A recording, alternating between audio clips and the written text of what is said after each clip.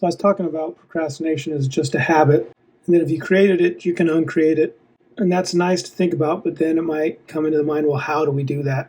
And one of the biggest struggles that I had when I was, back in the day, kind of changing habits that I didn't like, is I would say, well, let's talk about procrastination. It's like, okay, well, I need to stop procrastinating.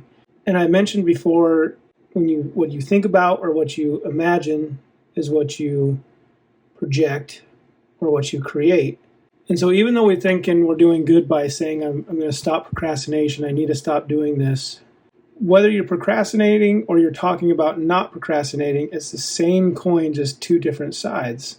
And so sometimes this might be hard if you do procrastinate, and most of us do, to kind of look at it and say, but if we used a different example, you might know someone who's tried to quit smoking. They always talk about stop smoking, and they might stop for a little bit, but they're always, I need to quit, or this is such a horrible habit, but then they start back up again.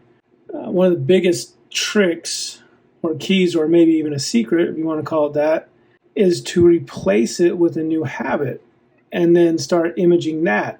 Also, another thing that is hard, I know some people on there say, I just quit cold turkey, or I stopped it just one day and never did it again.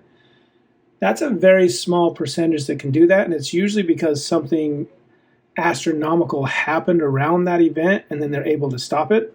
It's much easier if you kind of wean yourself off of it.